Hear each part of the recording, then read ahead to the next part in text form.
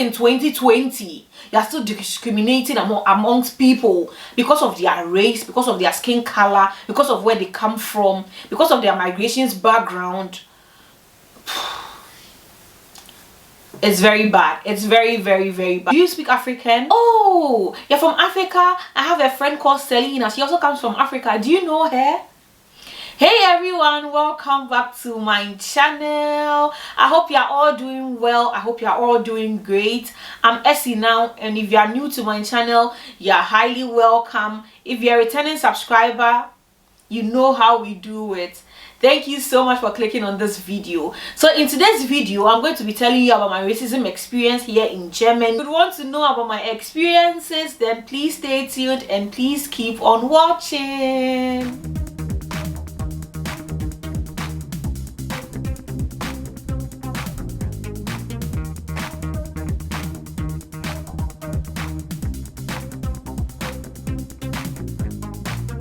So my first racism experience was at work, and then, you know, I had started working at this firm. I would say like that because I don't want to really go into detail. I was employed at this particular firm, and then I was going to work one day. So a colleague of mine was standing by the doorway leading into the building. That colleague of mine saw me coming actually, and then the colleague closed the door and then went upstairs. So I was looking at her and I was like, this is kind of weird, you know. Okay, so mind you, she had seen me a couple of times and I had said hello to her a couple of times, but then I don't know, maybe that day she didn't really see me, or the benefit of the doubt. So let me just go in. I go in, go upstairs, see her, and then I say hello, and then she goes ahead to ask me, what do you want here? Are you a client or anything? I'm like, are you serious? I work here. So why would you ask me if I'm a client here? I don't know, people of your color also work here. So today, she sees me and she still doesn't want to acknowledge the fact that I still work in that firm or I still work there, but then who cares? We still go ahead and do what we gotta do. So my next point is about a woman and her husband. So the hospital or place where I used to work, I had night shift when this incident happened. I had night shift, and then during night shift, sometimes when the people need something, they just have to ring the bell and then you come. It beeps by you on your telephone and then you come. So it beeped and I went there the first time. I asked them what they wanted, they told me, and then I did it for them. I went upstairs and then they ringed again, then I came back and did what I had to do. Then the third time they rang again. I'm like, what is going on? So I went there and then did what I had to do for them. And then the man started complaining, yeah, you had to do, you didn't do it well, and I don't see the reason why they should, somebody like you should be attending to us. We don't like you, and then your hair is disturbing us. Mind you, I was in braids like this. My hair was tied up like this. This is the same hairstyle I had, with the same style I had when I was working. Because sometimes, you know, when you're working and you're bending down like this, then if your hair isn't really held up, then it kind of falls off. So I usually hold up my hair like this. And then they were like, yeah, your hair is disturbing us, and then it is falling on our faces. And I was surprised because that wasn't what was going on at the time. I was really pissed off, but you know, I couldn't do anything about it. So I just told them, do you know what, I'm coming. I just went out of the room and then closed the door, and then I told a colleague of mine. That was when the colleague of mine said, yeah, I forgot to tell you, they're always like that and they don't like people of color, and that is what they always do. So I'll go there and attend to them and then do whatever they needed. I will do whatever they need for them.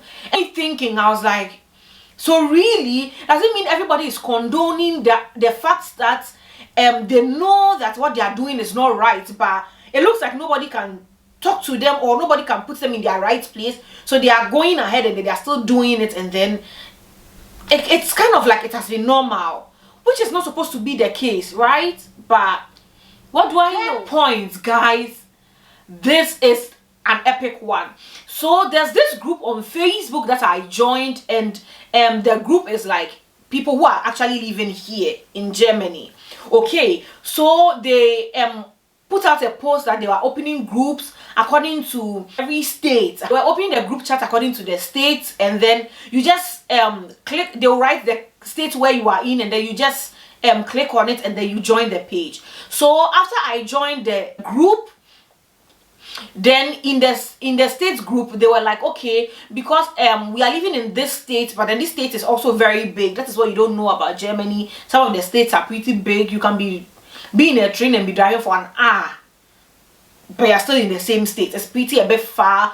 So because it's a bit far and some of them have children and very small babies, then what they are going to do is that they are going to open another chat in that group chat according to, like, maybe I'll say your locality where you are living. Create small groups for the people to be able to meet very often and then relate to each other. When in the group we're putting out, oh please, who lives in this area, like who lives in Altona, then somebody will say, oh me, okay, then I'm opening for people who live in Altona. That's what they do. Then they'll ask another question, who lives in this, that. My people, that was when I wrote on the page and asked them, oh, who lives in so and so. I don't want to really mention where I live, but who lives in so and so that we'll be able to join heads together and then come open a WhatsApp group. If it is today that somebody will answer that question in that group, I don't know. People are still writing every day, they are still commenting every day, they are still putting there, oh, it's good we open groups according to our localities, it's much easier, you're able to meet and all of that. But I had a feeling they will click on your profile and then go and see who you are, where you come from and things like that. And I don't see the reason why we should do that, because we are all human beings. Then this epic story too.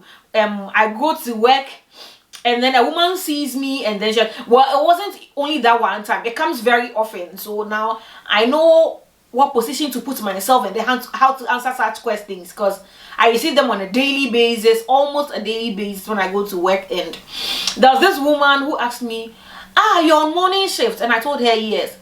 So how then are you able to braid your hair every day and then be able to come for morning shifts? I think it takes about 8 to 10 hours, right? So does it mean you don't sleep the whole night? I'm like, what? Oh, can I touch your hair? Oh, can I feel how it feels like? Oh, is that your real hair? Is that the length of your real hair? Oh, really? Why does it feel like that? Why would you want to touch my hair when I haven't decided to even touch yours in the first place?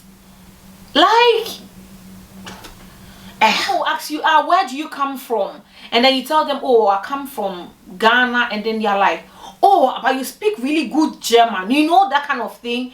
Which at a point I'm like, why? If I come from Ghana and I've been here and then I've learned German, shouldn't I be able to speak German? Like, doesn't mean we are that dumb. Or I don't really get the point of this question they usually ask, but it doesn't really sound sensible to me. It sounds a bit vague and it doesn't really make any sense. I had been here for like, I think a week or so.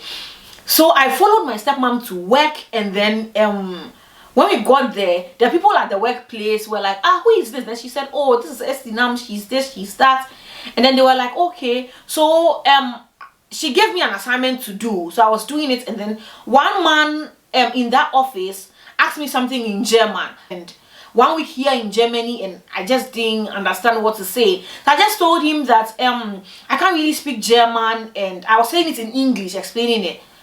Then he started, yeah, you have to watch TV. That is how immigrants are. You don't like learning German. You'll be here for years and you can't speak 1 iota of German. And go and watch news, go and watch TV, and they are so pathetic. Guys, I was so sad. I just opened my mouth. I'm like, really? I thought about this. I was like, oh my God. I've just been here for just like a week. Chill, man. Just chill. And do you know what? After, I think I came during the summer, and then after the summer I started my German courses, and then I think after 3 months or 4 months I was able to give basic answers in German, being able to communicate with people on a basic level. And then I went back there again, and then he asked me a question, and then I was answering in German. He asked me, I'll answer, and then I'll ask him, and then he was like, were you not the same person who came here? And I was like, yeah. He's like, yeah, I told you to go and watch TV and you did. I'm like, are you kidding me? That was just 1 week, and then you were expecting me to go and watch TV and be able to speak German. Like, do you really understand what you're trying to say? That person was trying to ask me out. That same person who was insulting me months ago or probably almost a year ago that I should go and watch TV. That person was asking me out. What? Because now I can speak the same language as you. Because now we can communicate. Nah, papi. No. And then there's this person I met, and then this person was asking me a question, right? And then the person was like, how long have you been here? And then I told her, oh really? Oh, that's good. And you are working? Yes. Oh, thank God. Oh, I really feel pity for you. And I'm like, why would you feel pity for me? Yeah, you had to leave your family way back in Africa and then come here, and then in Africa you are very poor, and thank God you are here, you are able to make ends meet and then send some to your people in Africa. And then I'm like, then do you know what she added to it that really pissed me off? Yeah, you thank God you are in this country, at least you're able to work and make ends meet. Like, I didn't understand the point of view from which she was coming from, because what has being here got to do with me being poor in Africa and then me not having the basic essentials or amenities? And it doesn't really make sense. And when you ask people questions like that, when you talk to people like that, please, it is purely racism. Honestly, I don't know which other way you would want to frame that kind of question, but then it is purely racist to ask things like that. And then some people are able to open their mouth and then just tell you point blank that, yeah, I don't really like you, I don't really like your skin color. And then the last but not the least, there was this girl and her boyfriend. I was coming from work one evening, so because it was in summer, it wasn't really that dark, but it was very late, around 9 p.m. or so. So I was coming, and then they had a dog with them, and then normally some of them chained the dog, but then immediately they got outside or they were about to get to me, they just released the dog, and then the dog almost bit me. Like, the dog ran towards me and they started barking. So the dog was barking and barking and barking. But normally I like dogs, but the way this dog was barking and then coming towards me, kind of like wanting to pounce on me, I got a bit scared. So I was having my bag, and then I had done some shopping, so I just left the shopping on the floor because I was so scared. And then all they did was they just burst into laughter and they started laughing. I just looked at them, I'm like, really experienced a lot of this incidents in Germany, a lot of it, a lot. If I want to really start talking about it, I think we'll finish tomorrow, because it's a lot. But what? Things like this shouldn't make you feel down. It shouldn't make you feel less about yourself. Love your color, love who you are, love what you are, love what you've become, love what you've achieved. What somebody says about you, somebody thinks about you, or what somebody thinks about where you come from, that is the person's fault.